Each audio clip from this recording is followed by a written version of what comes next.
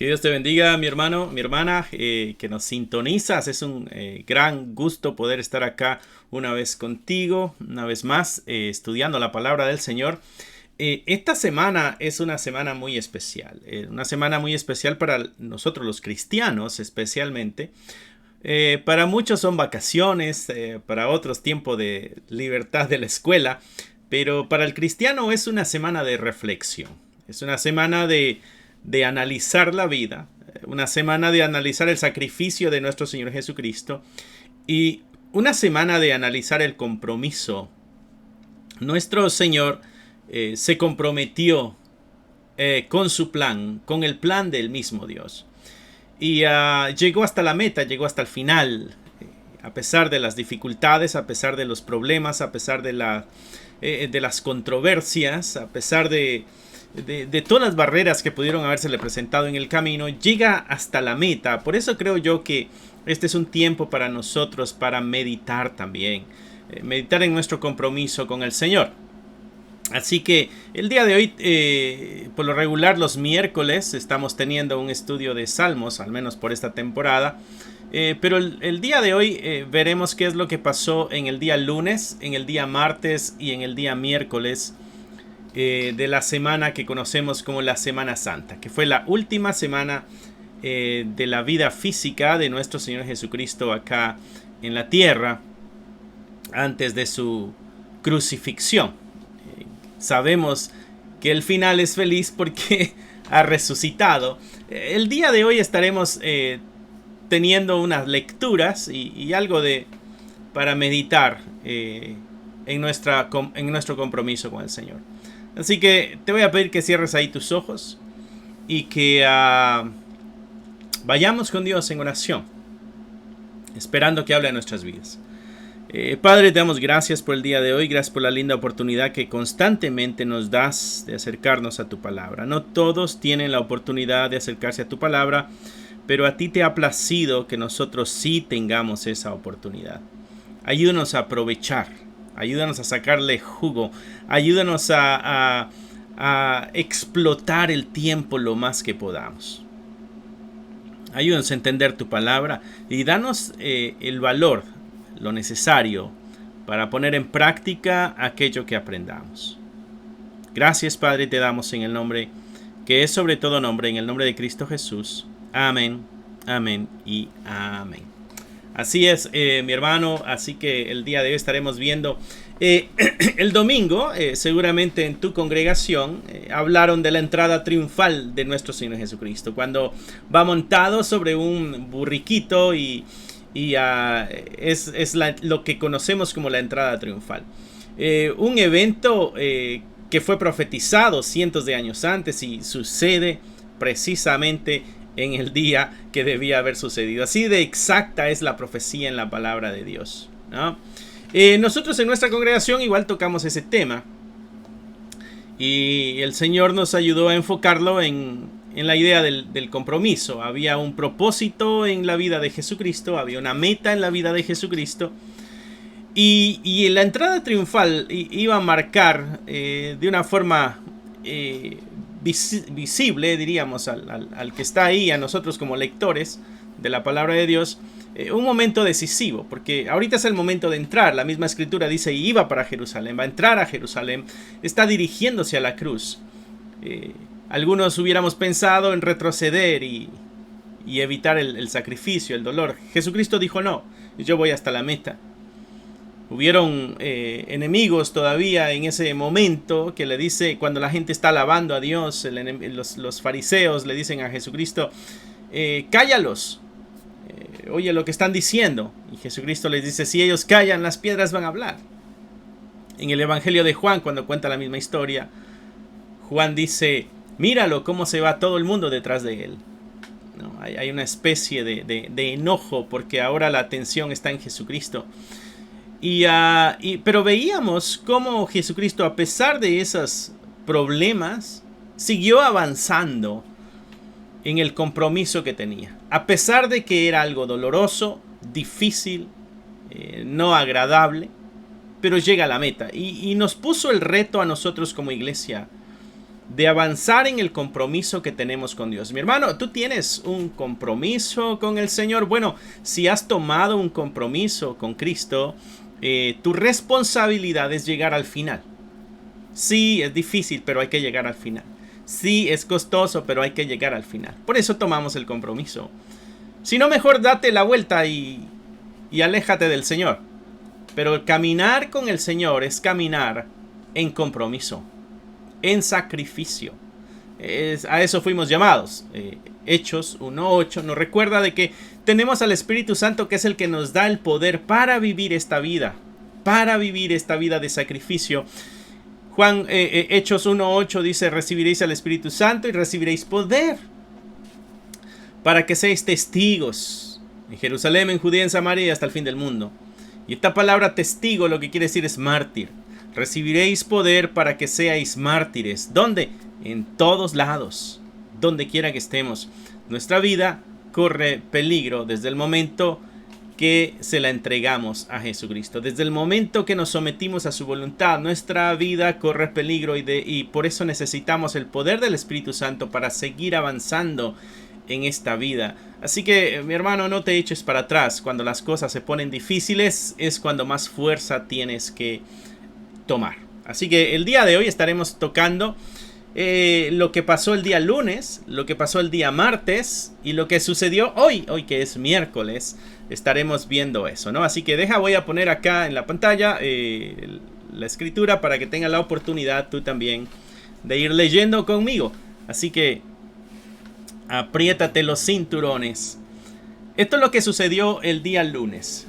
Día lunes, Mateo 21, del verso 12 al 22. Una sección que abarca lo que sucedió en el día lunes, ¿no?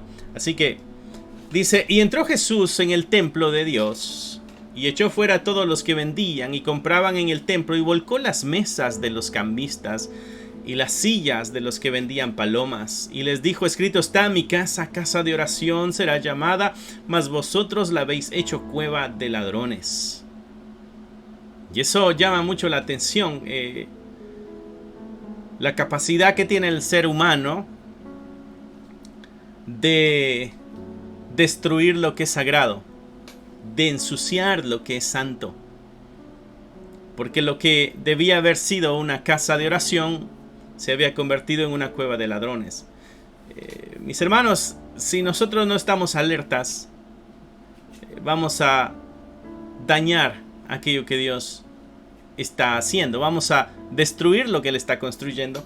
Así que debemos asegurarnos de qué lado nos encontramos. Y lo vamos a descubrir a través de nuestro trabajo, a través de nuestras obras, a través de nuestro corazón. Pidámosle a Dios que nos ayude y que aclare nuestro corazón para que veamos de quién somos. Ellos tienen el templo, tienen los rituales, tienen la ley, tienen las reuniones constantes, tienen el conocimiento de la palabra de Dios. Sin embargo, habían llegado a tal punto de convertir el templo en una cueva de ladrones. Verso 14 dice: vinieron a él en el templo ciegos, vinieron cojos y los sanó. ¿Y ven la gran diferencia de Cristo en la iglesia y el ser humano controlando la iglesia?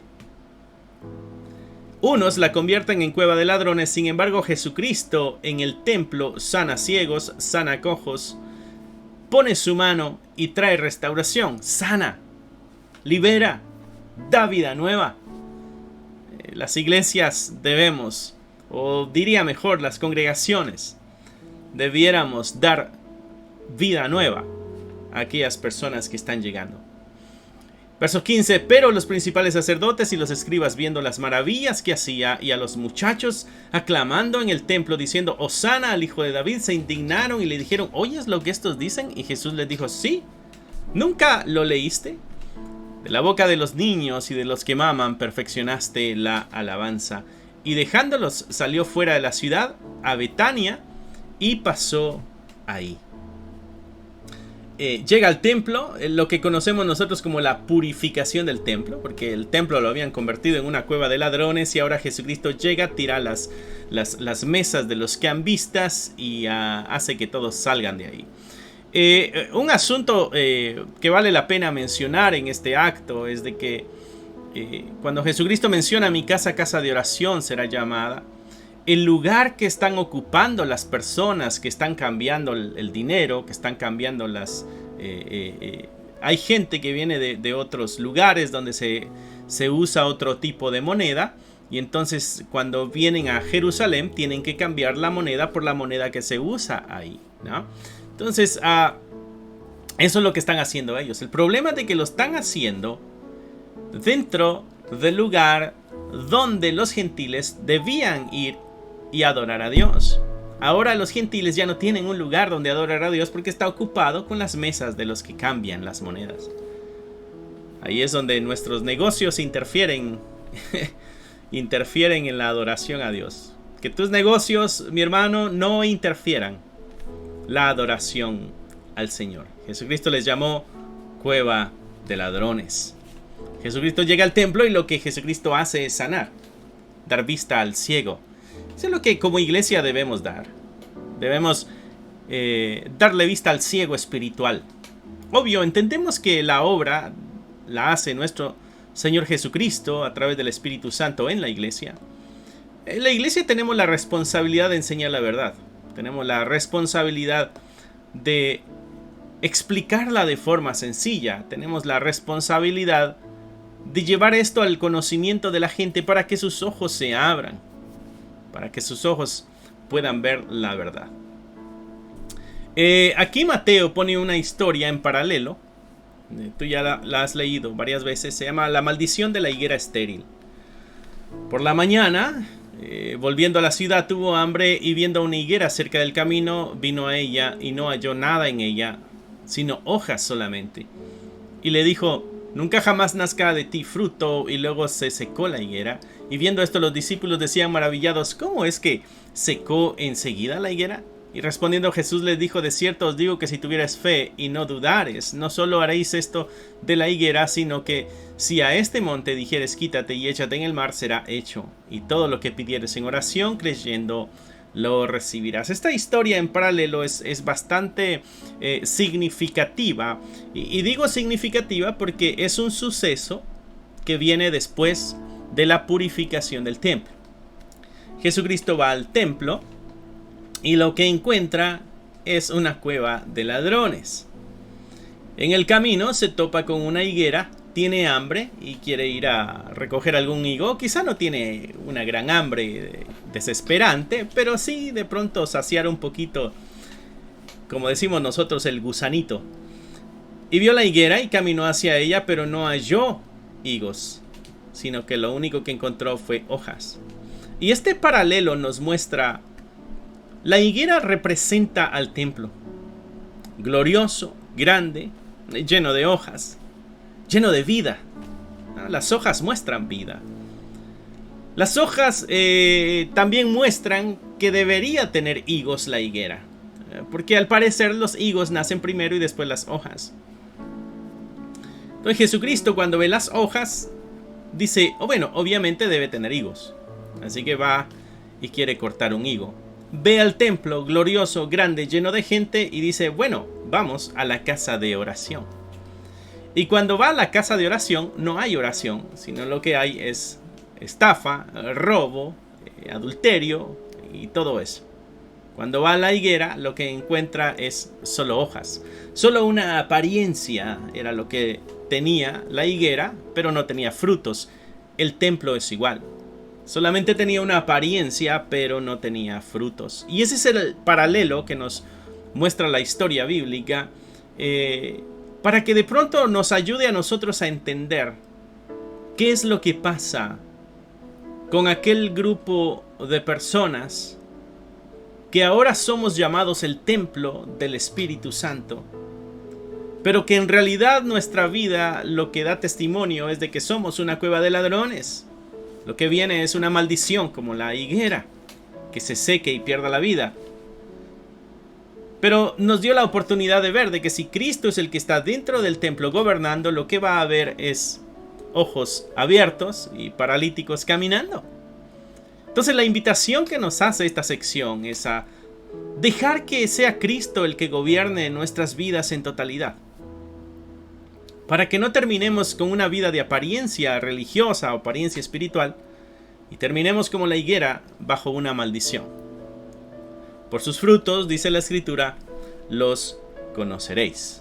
Así que vale la pena, mi hermano, mi hermana, que nos pongamos las pilas, como comúnmente decimos, en nuestra vida espiritual. Eso fue lo que pasó en el día lunes, ¿no? Llega al templo, lo purifica y maldice también una higuera que prometía frutos, pero en realidad no dio nada. ¿Has roto tus promesas con el Señor, mi hermano? Bueno, la higuera prometía frutos porque ya tenía hojas. El templo prometía santidad, sin embargo tenía corrupción. ¿Cuáles son las promesas que tú le has hecho a Dios? ¿Cuáles son las promesas que tú has tomado delante de Dios? Es peligroso romper nuestras promesas con el Señor. Debemos tomar nuestra relación con Dios en serio. Esto no es un juego de iglesia. La vida misma de nuestro Señor Jesucristo termina en la cruz, porque así de serio es el cristianismo. Así de seria es la salvación. Así de seria debe ser nuestra vida en relación a Dios. Mateo 21, del verso 23 hasta Mateo 25, verso 46. Esto es lo que sucedió en martes. El día martes fue un día ocupado, fue un día cansado.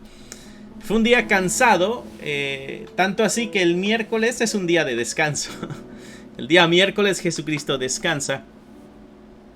Y lo entendemos porque el día martes fue un día agotador.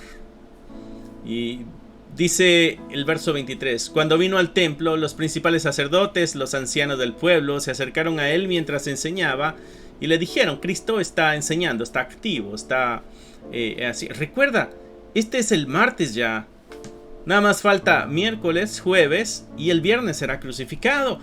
Las palabras que él dice aquí deben ser, como toda la Biblia, debe ser muy significativa. Pero estas son las últimas palabras a punto de que suceda la crucifixión. Llama la atención a una atención, válgame la redundancia, llama la atención a una atención mayor. Llama la atención a un enfoque más grande. Jesucristo está enseñando, llegan los principales, llegan los sacerdotes, los ancianos del pueblo, o sea, llega toda la autoridad y le hace la pregunta a Jesucristo: ¿con qué autoridad haces estas cosas? ¿Y quién te dio esta autoridad? Nosotros somos la autoridad, dicen ellos, somos los sacerdotes, somos los ancianos del pueblo. Ancianos quiere decir los que estaban en autoridad. Así que, ¿quién te dio la autoridad de hacer estas cosas? ¿Qué cosas? Bueno, venir y tirar a los cambistas, tirar las monedas, destruir el negocio que tenemos dentro del templo. ¿Quién te dio la autoridad de venir a destruir el negocio que tenemos en el templo? Y respondiendo Jesús les dijo: yo también os daré una pregunta, y si me la contestáis también yo os diré con qué autoridad hago estas cosas. Y hace la pregunta: el bautismo de Juan. ¿Recuerdan Juan? Sí, al que mataron. ¿De dónde era? ¿Era del cielo o era de los hombres? ¿Él era un enviado de Dios? ¿O era simplemente alguien reconocido por la multitud? Ellos discutían entre sí diciendo: si decimos del cielo, entonces nos dirá: ¿por qué pues no le creísteis? Y si decimos de los hombres, pues tenemos el pueblo, porque todos tienen a Juan por profeta. Y respondiendo a Jesús dijeron: no sabemos. Y él también les dijo: tampoco yo os digo con qué autoridad hago estas cosas. Que la misma autoridad dada por Dios a Juan, el mismo Dios la autoridad a él, a Jesucristo. Es el mismo Dios hecho carne. Verso 28. Pero, ¿qué os parece? Un hombre tenía 2 hijos y hace esta parábola a Jesucristo.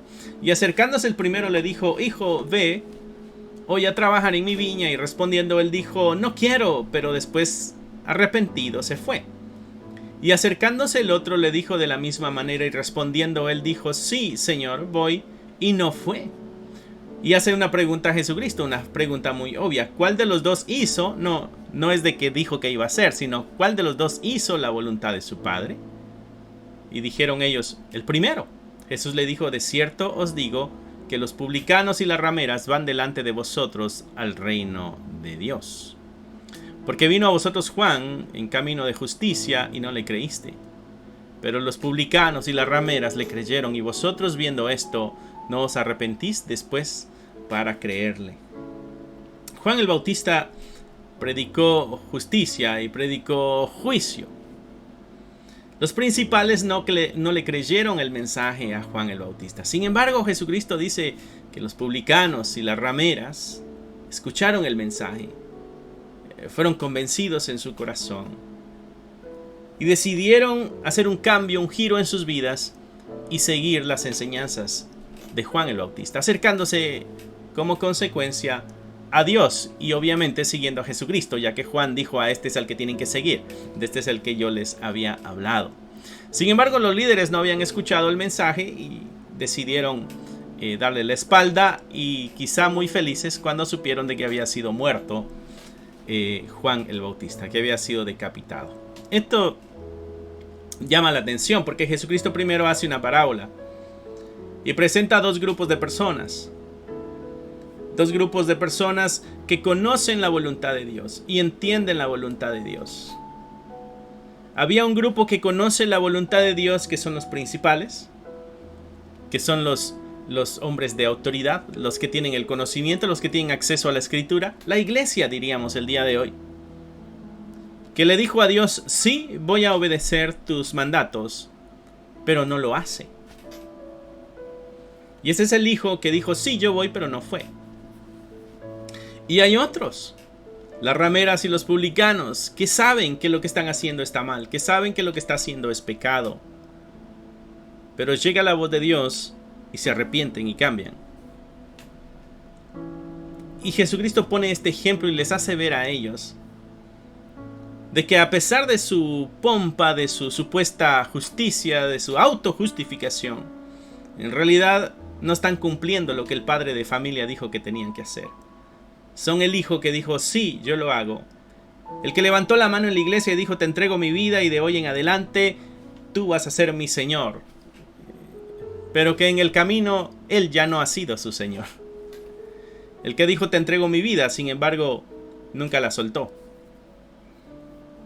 El que dijo, te amaré de aquí en adelante, sin embargo, no le ama a Dios por sobre todas las cosas. Jesucristo dijo, si me amáis, cumplid mis mandamientos. La obediencia es reflejo del amor a Dios. La obediencia da testimonio del amor que tenemos por el Señor. ¿Eres tú una persona obediente, mi hermano? Bueno, en esa medida va el amor a Dios. Sí, pero todos pecan. Sí, no estoy diciendo que unos pecan y otros no pecan. Estoy diciendo tu obediencia. Tú, analiza tu vida, tu corazón. Tu obediencia da testimonio del amor a Dios. Acá los fariseos, los principales, escucharon la voluntad de Dios, pero no la cumplieron. Un día cansado para Jesucristo, cuenta otra parábola. Hubo un hombre que era un padre de familia, el cual plantó una viña, le cercó el de vallado, cavó en ella un lugar, edificó una torre, la arrendó a unos labradores y se fue lejos. Cuando se acercó el tiempo de los frutos, envió sus siervos a los labradores para que recibiesen sus frutos. Mas los labradores, tomando los siervos, a uno golpearon, a otro mataron, a otro apedrearon. Envió de nuevo otros siervos más que los primeros, e hicieron con ellos de la misma manera. Finalmente les envió su hijo, diciendo, tendrán respeto a mi hijo. Mas los labradores, cuando vieron al hijo, dijeron entre sí, este es el heredero, venid, matémosle y apoderémonos de su heredad. Y tomándole, le echaron fuera de la viña y le mataron. Cuando venga pues el señor de la viña, ¿qué hará aquellos labradores? Y la respuesta es muy obvia. Bueno, tomará venganza, les quitará la vida, qué sé yo, los meterá presos. Y le dijeron, a los malos destruirá sin misericordia y arrendará su viña a otros labradores que le paguen el fruto a su tiempo. Interesante. Porque esta es la imagen del pueblo de Dios en aquel tiempo. La viña es el pueblo. Y aquellos fariseos tenían que encargarse de ayudar a este pueblo a mantenerse en santidad con Dios.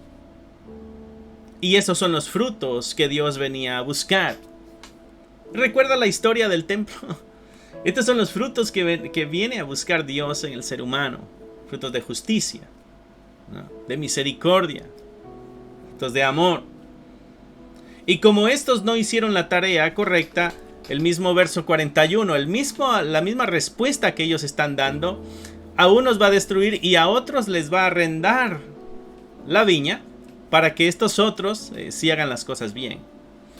Y este es el cambio, pasando ya a la etapa diferente, donde el fariseo ya no es el responsable de mantener la dirección en santidad del pueblo de Dios. Ahora es la iglesia la que tiene al Espíritu Santo.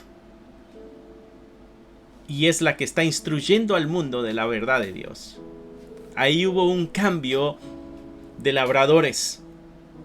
Verso 42, Jesús le dijo: ¿nunca leíste en la escritura: la piedra que desecharon los edificadores ha venido a ser cabeza del ángulo? El Señor ha hecho esto y es cosa maravillosa a nuestros ojos.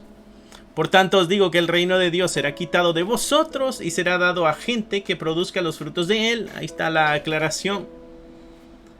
Y el que cayere sobre esta piedra será quebrantado, y sobre quien ella cayere le desmenuzará. La piedra, la roca, es Jesucristo. Y oyendo sus palabras, los principales sacerdotes y los fariseos entendieron que hablaba de ellos. Muy obvio, mis hermanos, qué bueno que abrieron los ojos y se dieron cuenta que estaba hablando de ellos. Buenas noticias. Pero al buscar cómo acecharle, en vez de arrepentirse y decir: ayúdanos a hacer las cosas bien, dice que buscaban cómo acecharle y cómo echarle mano, y temían al pueblo porque éste le tenía por profeta.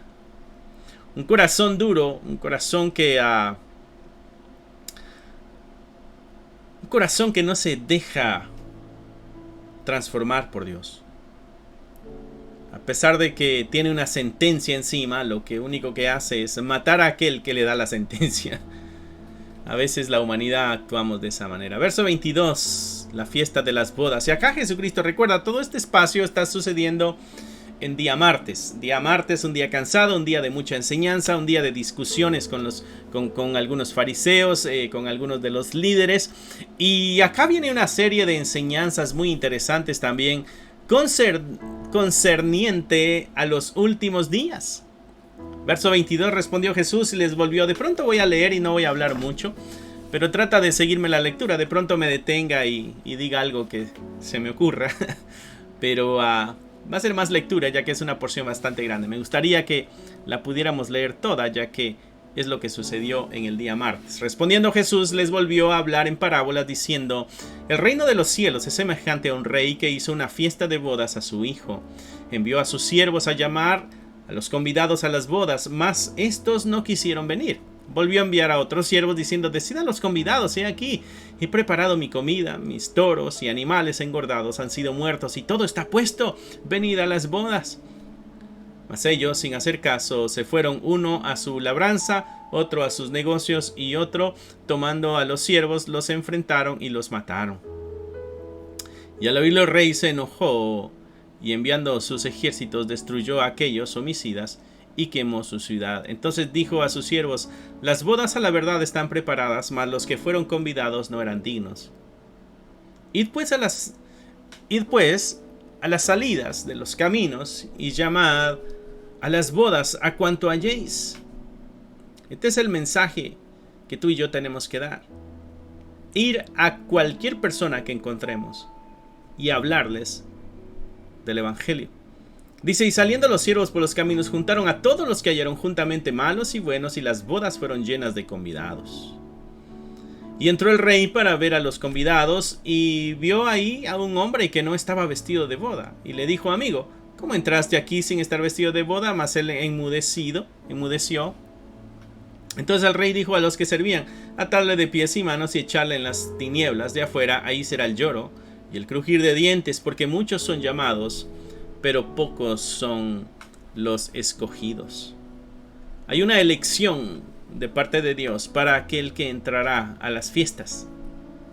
Y tú y yo, si tenemos al Espíritu Santo, mi hermano, tenemos la seguridad de que entraremos a las bodas. Por eso debemos asegurarnos de que el Espíritu Santo está en nosotros. No es cuestión de palabras, no es cuestión de una frase mágica que dice entra en mi corazón y ya es. Debemos morir a nosotros mismos. Eso fue lo que Jesucristo enseñó a Nicodemo. Nicodemo le dijo, ¿y cómo gano al cielo? ¿Cómo entro al cielo? ¿Cómo entro a la eternidad? Jesucristo le dijo, bueno, tienes que nacer de nuevo. Tú y yo tenemos que nacer de nuevo. No tenemos simplemente que reparar algunas áreas dañadas de nuestra vida. No, tenemos que nacer de nuevo. Tenemos que ser criaturas diferentes. Tenemos que nacer por el Espíritu. Eso es lo que Juan enseñó allá en el capítulo 1. Hay unas bodas, hay muchos invitados, algunos ya no quisieron ir y otros sí fueron. Pero entran solo aquellos que tienen las ropas adecuadas. Cristo es el que nos pone las ropas adecuadas. Las ropas limpias y blancas, dice Apocalipsis, que son esas ropas que recibimos de parte del Cordero. Después le hacen una serie de preguntas a Jesucristo, entonces se fueron los fariseos y consultaban cómo sorprenderle en alguna palabra. Le enviaron los discípulos de ellos con los herodianos. Los herodianos, su nombre lo dice, es una secta que sigue y está muy apoyada por Herodes y apoya las ideas de Herodes, diciendo, maestro, sabemos que eres amante de la verdad y que enseñas con verdad el camino de Dios, y esta es pura palabrería e hipocresía, pero Jesucristo lo entiende todo. Y no te cuidas de nadie, porque no miras las apariencias de los hombres. Dinos pues, ¿qué te parece? ¿Es lícito dar tributo a César o no? Y la pregunta de ¿es lícito? ¿Es correcto? ¿Es legal? ¿Es lo que debemos hacer? ¿Dar tributo a César? ¿O no hay que darle tributo a César? Lo interesante es de que los fariseos enviaron a los herodianos. Enviaron a los que están a favor del tributo a César. Para ver qué dice Jesús. Te das cuenta de la trampa, pero Jesús, conociendo la malicia de ellos, lo importante que es tener la habilidad de discernir, como dice Pablo en alguno de los dones del Espíritu Santo, discernir los espíritus, es entender las intenciones del corazón. Es un don muy grato, muy bonito de parte de Dios, te ayudará a cuidarte, poder discernir las intenciones de los corazones. Conociendo la malicia de ellos, les dijo, ¿por qué me tentáis, hipócritas? Lo bueno que ellos mismos habían aceptado anteriormente de que no se cuidaba de nadie y de que no miraba las apariencias. Entonces le dieron la luz verde para que les llamara hipócritas. Mostrándome, dice el verso 19, mostradme la moneda de tributo. Y ellos le presentaron un denario. Entonces le dijo, ¿de quién es esta imagen y la inscripción? Y le dijeron, bueno, es del César. Y les dijo, bueno, dad pues a César lo que es de César y a Dios lo que es de Dios. Tenemos una responsabilidad cívica con los gobernantes, los que nos gobiernan. Hay una responsabilidad cívica. Y Jesucristo viene a mostrarnos aquí en esta parábola de que el creyente debe también responder correctamente a la nación, a los gobernantes. Pablo también lo dijo en una de sus cartas. Pablo dice que el que está en autoridad es porque Dios ha permitido que esté en autoridad. Así que si Dios ha permitido que esté en autoridad, entonces a nosotros nos corresponde obedecer como creyentes. Aunque a nuestro juicio sean hipócritas, ladrones, o a nuestro juicio sean lo que sea, ellos tienen la espada, dice Pablo, así que debemos nosotros obedecer. Jesucristo hace esto con ellos. ¿De quién es la imagen en la inscripción? Bueno, es de César. Bueno, entonces denle a César lo que a él le corresponde. Pero tampoco se nieguen a darle a Dios lo que a Dios le corresponde. No hagan un intercambio de que o le doy a César o le doy a Dios. No. Jesús dijo, dale a César y dale a Dios. Se maravillaron, dice, al escuchar y se fueron. Verso 23 en adelante, otra pregunta. Hay 3 preguntas que le hacen aquí. La resurrección. Aquel día vinieron a él los saduceos. Los saduceos son los... en su religión son los light, como llamamos acá. Los superficiales. Los que... no agarres tan... No seas... los que dicen... no seas tan religioso. O los que a veces te dicen... no seas tan estricto. Los que te dicen... no seas tan exigente. Esos son los saduceos. Los que tienen el título de algún grupo religioso, pero no exigen mucho ni se exigen mucho. Andan por ahí volando a cierta superficie. Vinieron los saduceos que dicen que no hay resurrección y le preguntaron diciendo: Maestro, Moisés dijo, si alguno muriere sin hijos, su hermano se casará con su mujer y levantará descendencia a su hermano. Hubo pues entre nosotros 7 hermanos. El primero se casó y murió, no teniendo descendencia, dejó su mujer a su hermano. De la misma manera también el segundo, el tercero, hasta el séptimo. Y después de todos murió también la mujer. En la resurrección, pues, ¿de cuál de los 7 será ella mujer, ya que todos la tuvieron? Entonces respondiendo Jesús le dijo: erráis ignorando las escrituras y el poder de Dios. Lo importante, mis hermanos, de leer las escrituras para que las cuestiones de la vida tengamos nosotros una respuesta. Nuestra fe debe tener una respuesta a todas las cuestiones de la vida. Pero si no leemos la palabra de Dios, nuestra fe no responderá a todo y tomaremos decisiones tontas e ignorantes que traerán consecuencias graves a nuestra vida. Por eso es importante escuchar el consejo de la palabra de Dios en las decisiones que tomamos en nuestra vida. Y muchas veces nosotros cometemos este error de los saduceos. Erráis, dice, ignorando las escrituras y el poder de Dios. Y ahí nos da testimonio una vez más del tipo de carácter de estos saduceos que están tomando muy por encima el compromiso con Dios. Tanto así que ignoran las escrituras. Quizá no eran los que tenían estudios bíblicos en sus hogares.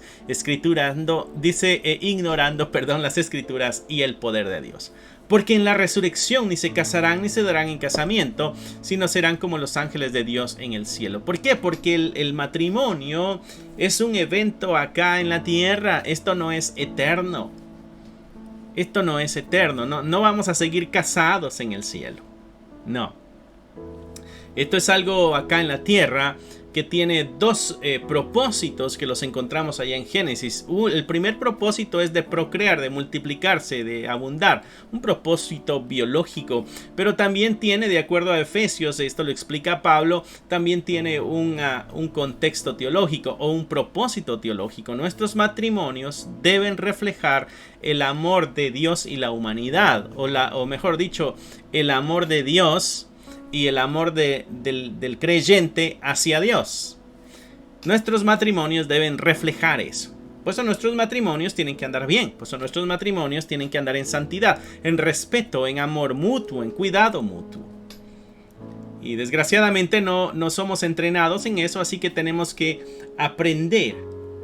Tenemos que aprender y madurar en nuestras relaciones. Y ahí es donde viene un extra propósito en el matrimonio. El matrimonio es para santificarte. Sí, cuando te cae mal la situación que se da en tu matrimonio, bueno, en vez de señalar a la otra persona, examínate a ti mismo y di: ¿qué es lo que hay en mí que hace que sea tan fastidioso este momento? Así que tenemos que analizarnos, examinarnos a nosotros mismos, mis hermanos. Cuando algo anda mal en el matrimonio, en vez de señalar a la otra persona, aunque delante de nuestros ojos sea el responsable, tengo que ver hacia adentro. ¿Qué es lo que falta en mí? Porque debe empujarnos a la santidad. Jesucristo les dijo: erráis ignorando las escrituras y el poder de Dios. En el cielo, en la resurrección, no estaremos en casamiento. Esa es otra etapa en la vida. Pero respecto a la resurrección de los muertos, Jesucristo le dice: ¿no habéis leído lo que os fue dicho por Dios cuando dijo: yo soy el Dios de Abraham, el Dios de Isaac y el Dios de Jacob? Dios no es Dios de muertos, sino de vivos, y oyendo esto la gente se admiraba de su doctrina. En la expresión que usa Dios, cuando dice Dios, yo soy Dios de Abraham, Dios de Isaac y Dios de Jacob, está dando a entender que existen. Porque Él no dijo, yo fui Dios de Abraham, y fui Dios de Isaac, y fui Dios de Jacob. No, lo está conjugando en el presente, soy Dios de Abraham, ¿no? O sea que están. Y ahí Jesucristo dice, en cuanto a la resurrección, aquí hay un buen punto para que ustedes analicen. Recuerda que habíamos leído de que ellos no creían en la resurrección. La gente se maravillaba de las enseñanzas de Jesucristo.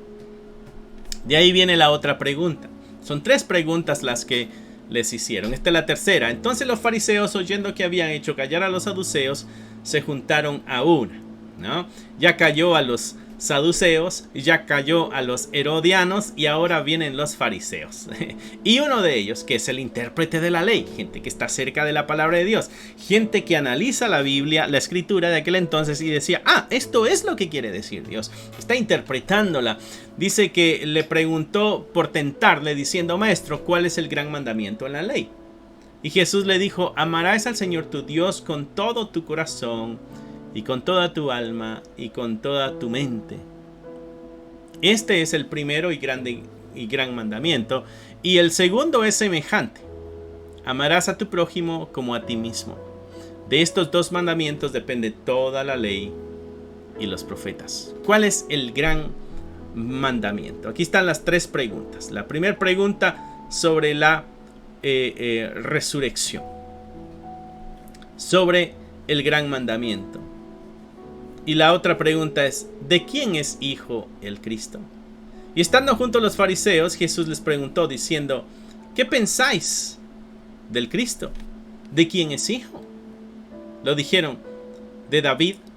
Él les dijo, pues ¿cómo David en el Espíritu le llama Señor? Diciendo, dijo el Señor a mi Señor, siéntate a mi derecha hasta que ponga a tus enemigos por estrado de tus pies.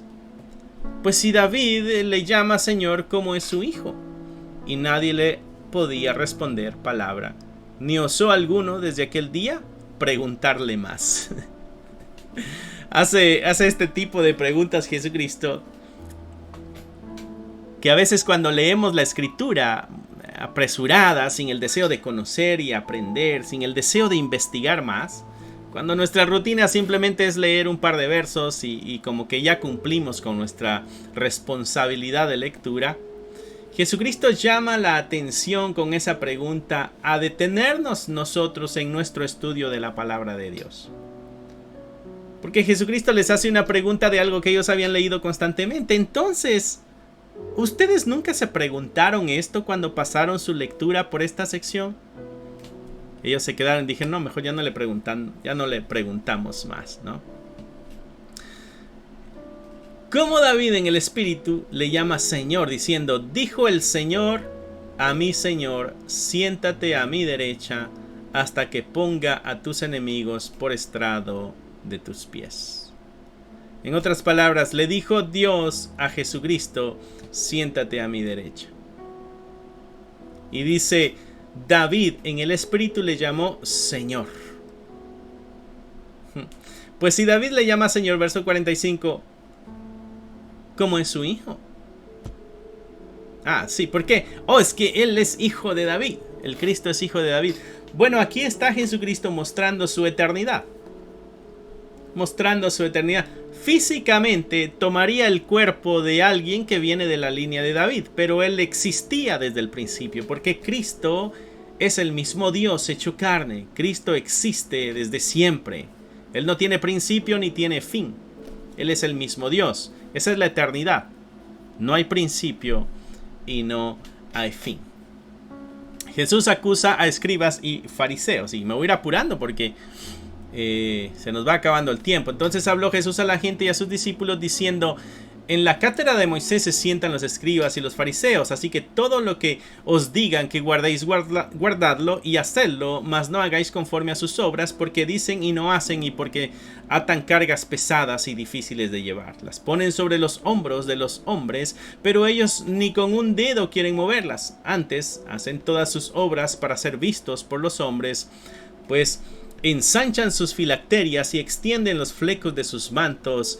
Pura apariencia es lo que están haciendo ellos aquí. Verso 8. Pero vosotros no querráis que os llamen rabí, porque uno es vuestro maestro, el Cristo, y todos vosotros sois hermanos. No llaméis padre vuestro a nadie en la tierra, porque uno es vuestro Padre, el que está en los cielos. Ni seáis llamado maestro, porque uno es vuestro maestro, que es el Cristo. El que es mayor de vosotros sea vuestro siervo, porque el que se enaltece será humillado, y el que se humilla será enaltecido. Ay de vosotros, escribas y fariseos, hipócritas, cerráis el reino de los cielos delante de los hombres, pues ni entráis vosotros ni dejáis entrar a los que están entrando. Ay de vosotros, escribas y fariseos hipócritas, porque devoréis las casas de las viudas y como pretexto hacéis largas oraciones.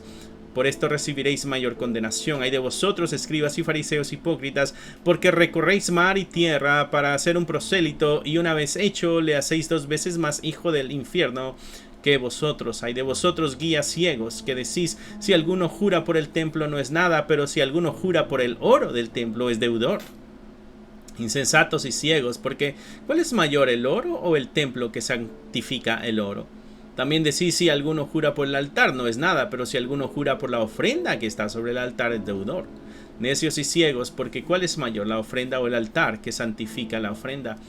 Pues el que jura por el altar, jura por él y todo lo que está sobre él, y el que jura por el templo, jura por él y por todo lo que lo habita. Y el que jura por el cielo, jura por el trono de Dios y por aquel que está sentado en él. Ay de vosotros, escribas y fariseos hipócritas. Verso 25 otra vez: ay de vosotros, escribas y fariseos hipócritas. Verso 27: ay de vosotros, escribas y fariseos hipócritas. Verso 29: ay de vosotros, escribas y fariseos hipócritas. Y hay una serie de acusaciones de Jesucristo a aquellos que están en la autoridad, y esto debe sonar en el oído de todos aquellos que tenemos cierta responsabilidad en las congregaciones. Nuestra vida debe dar un buen testimonio de la palabra de Dios. Verso 37: hay un lamento de Jesucristo sobre Jerusalén. ¿Cuántas veces quise juntar a tus hijos como la gallina junta sus polluelos debajo de las alas y no quisiste? Este es el amor de Dios, llamando y buscando a todos aquellos para que vengan y se acobijen bajo sus alas, como lo hace la gallina con sus pollitos. Capítulo 24 vienen las predicciones acerca de la destrucción del templo, las señales antes del fin. Nadie os engañe, dice el verso 4: vendrán muchos en mi nombre diciendo yo soy el Cristo, y a muchos engañarán, y oiréis de guerras y de rumores de guerras. Mirad que no os turbéis, porque es necesario que todo esto acontezca, pero aún no es el fin.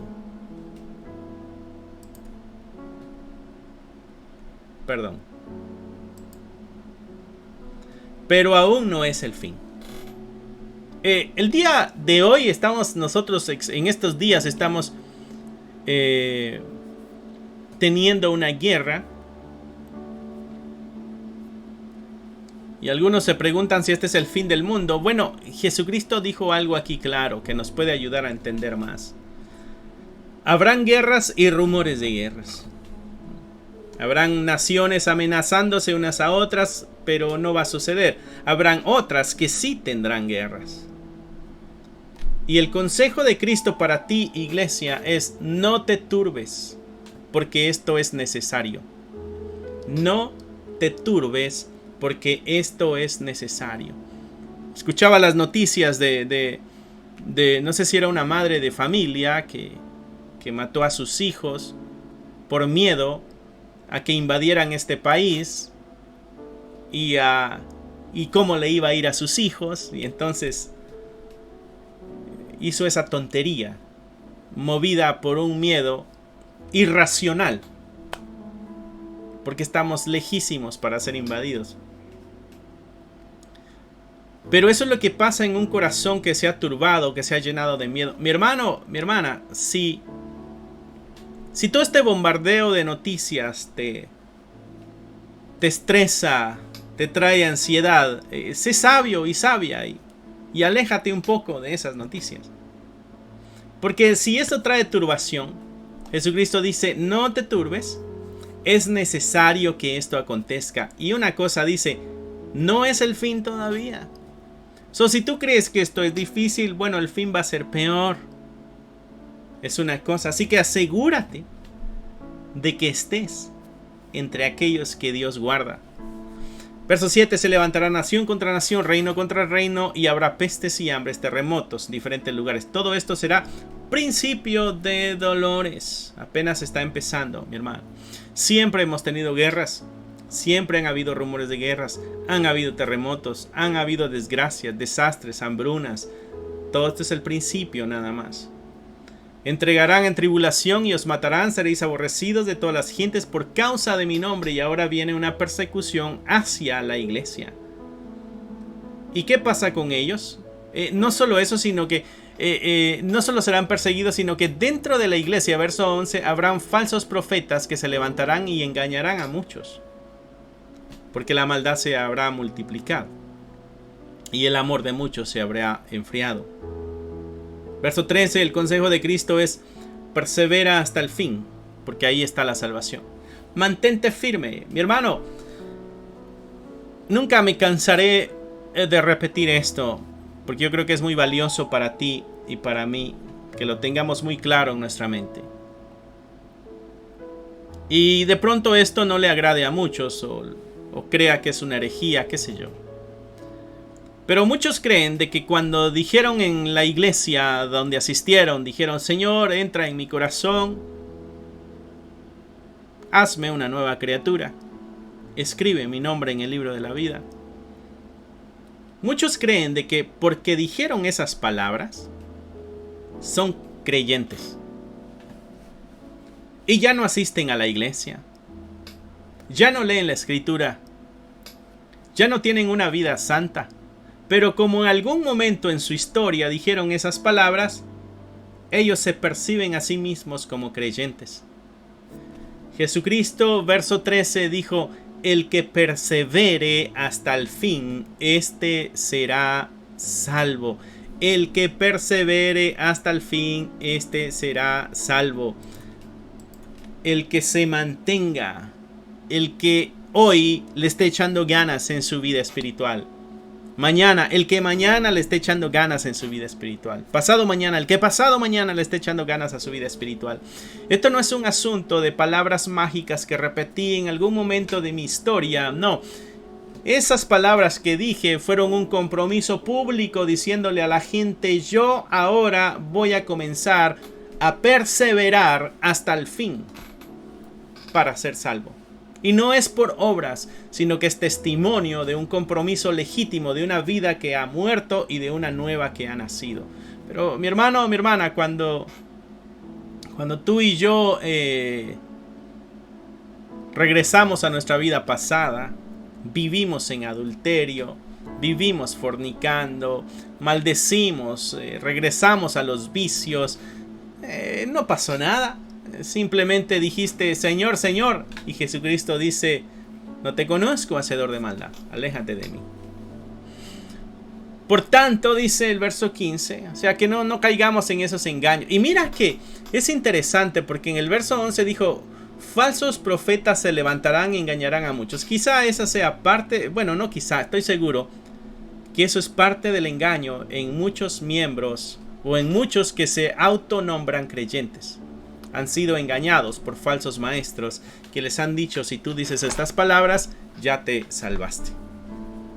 Verso 15. Cuando veáis en el lugar santo la abominación desoladora de que habló el profeta Daniel, entonces los que estén en Judea huyan a los montes. La venida del Hijo del Hombre, verso 29 en adelante. Inmediatamente después de la tribulación de aquellos días, el sol se oscurecerá, la luna no dará su resplandor y las estrellas caerán del cielo y las potencias de los cielos serán conmovidas. Entonces aparecerá la señal del Hijo del Hombre en el cielo, lo que todos anhelamos. Y entonces lamentarán todas las tribus de la tierra y verán al Hijo del Hombre viniendo sobre las nubes del cielo con poder y gran gloria, y enviará a sus ángeles con gran voz de trompeta, y juntarán a sus escogidos de los cuatro vientos, desde un extremo del cielo hasta el otro. Los van a juntar, dice, los ángeles. Juntarán a sus escogidos de los cuatro vientos, de todo el hemisferio, de todo el globo terráqueo. Verso 32. De la higuera aprende la parábola: cuando su rama está tierna y brotan las hojas, sabéis que el verano está cerca. Así como sabes los tiempos que se acercan por las cosas que tú ves que suceden en la naturaleza, de la misma manera tú y yo debemos tener ojos espirituales que ven lo que está sucediendo en el mundo espiritual.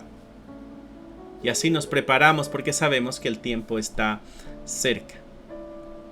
Así también vosotros, cuando veáis todas estas cosas, verso 33, conoced que está cerca a las puertas. De cierto os digo, no pasará esta generación hasta que todo esto acontezca. El cielo y la tierra pasarán, pero mis palabras no pasarán. Pero el día y la hora nadie sabe, ni aun los ángeles de los cielos, sino solo mi Padre.